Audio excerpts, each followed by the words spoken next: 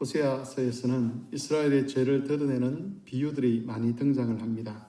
7장에도 여러 비유를 통해서 이스라엘의 죄를 지적하는데 오늘은 3가지 정도 비유에 관해서 살펴보겠습니다. 첫 번째는 4절에 있는 달궈진 화덕입니다. 이 말씀은 이스라엘 백성의 왕이 잔치를 열고 많은 신하들을 초대를 했는데 그 잔치에 초대받은 신하들이 겉으로는 왕을 위하는 척하지만 속으로는 왕을 해할 음모를 가지고 왕에게 접근하는 장면을 표현한 그런 말씀입니다. 하지만 꼭 거기에만 국한되는 것이 아니라 이스라엘 백성의 심령의 구조를 지금 보여주고 있는 것이라고 그렇게 볼 수도 있습니다. 화덕이라고 하는 것은 겉으로 보기에는 잠잠하지만 안쪽에서는 불이 활활 타오르는 그런 구조를 가지고 있습니다.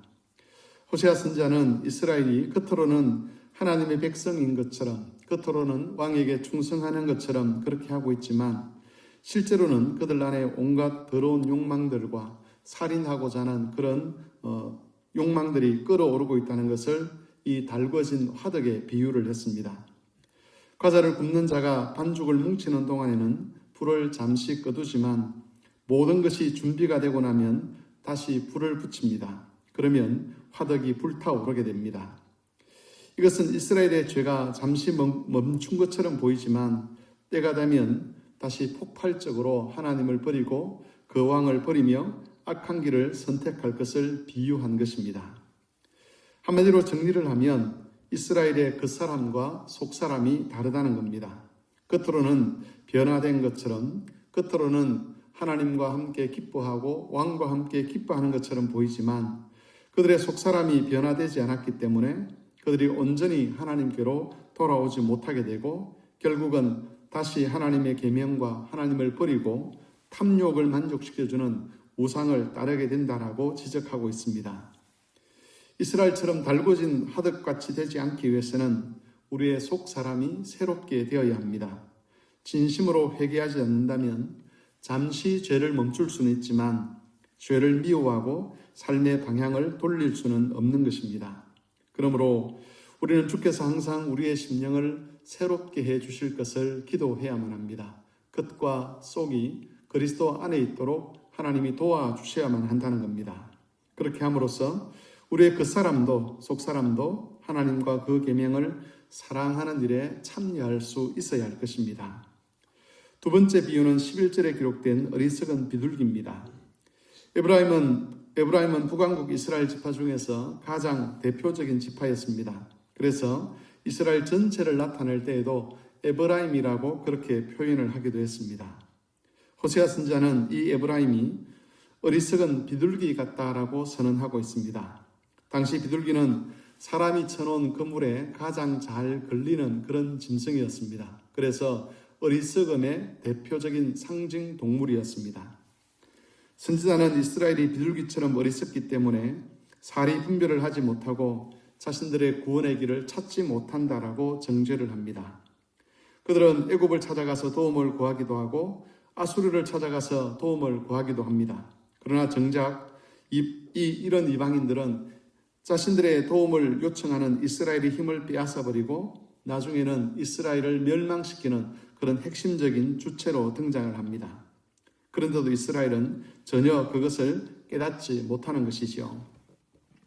이스라엘의 이런 어리석음은 죄가 가지고 있는 가장 중요한 특징을 보여주고 있습니다. 죄는 사람을 어리석게 만듭니다. 모든 사람들, 심지어 불신자라 할지라도 기본적인 사리 분별력을 가지고 있습니다. 사람은 하나님의 형상으로 창조되었기 때문에 하나님의 지혜의 흔적이 각 사람에게 다 있다는 것이지요. 하지만 죄의 힘에 사로잡히게 되면 그런 가장 기본적인 분별력조차도 다 잃어버리게 됩니다. 특별히 하나님의 백성으로 부름받은 사람들은 하나님의 계명을 지키지 않으려고 할 때에 불신자들보다 더 어리석은 결정을 하게 됩니다. 이것이 죄가 가지고 있는 힘입니다. 우리가 죄를 지으면 지을수록 지혜를 잃어버립니다. 그래서 스스로 지혜로운 결정을 했다고 하지만 나중에 결론을 보면 가장 어리석은 그런 결정들을 내렸음이 판명이 되는 것이지요. 이런 어리석음에 빠지지 않는 유일한 길은 하나님의 계명에 순종하는 것입니다. 하나님의 계명에는 하나님의 지혜가 담겨 있습니다. 따라서 계명을 따라 살아가는 자는 지혜를 따라 살아가는 자라고 그렇게 말을 할 수가 있는 것이지요. 우리 시대는 불확실성의 시대라 그럽니다. 앞으로 무슨 일이 있을지, 어떤 일이 일어날지, 개인적으로나 사회적으로나 어떤 일을 당할지 알 수 없는 그런 시대라고 이야기를 하고, 그런 불확실성이 가장 강력한 시대라고 이야기를 합니다. 이런 시대에 지혜가 필요한데 어떤 사람이 지혜로운 사람인가라고 했을 때 성경은 하나님의 계명에 순종하는 사람이 불확실성의 시대를 지혜롭게 살아가는 사람이라고 가르쳐주고 있습니다. 그러므로 교회 여러분, 이런 불확실성의 시대에 정말 지혜로운 삶을 살고 싶다면 다른 무엇보다도 하나님의 계명이 우리에게 무엇을 요구하는가를 들여다보고 그 계명대로 살아가시기를 바랍니다. 마지막 세 번째 비유는 16절에 있는 쏘기는 활입니다.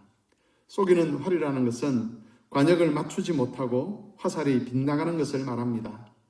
이스라엘이 하나님 백성답게 살지 못하고 오히려 하나님의 계명을 버리고 우상의 가르침을 따라 살아가는 것을 지적하면서 이스라엘은 쏘기는 활과 같다라고 말씀하고 있습니다. 이스라엘을 하나님의 백성으로 부르실 때 하나님께서 기대하시는 것이 있었습니다.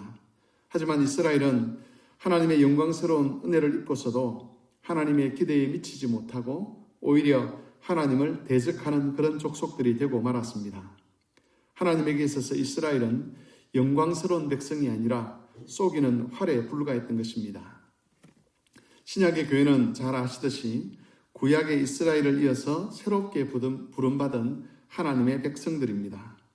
하나님은 교회가 하나님을 사랑하고 하나님의 계명을 따라 살면서 세상에 빛이 되고 소금이 되게 하셨습니다.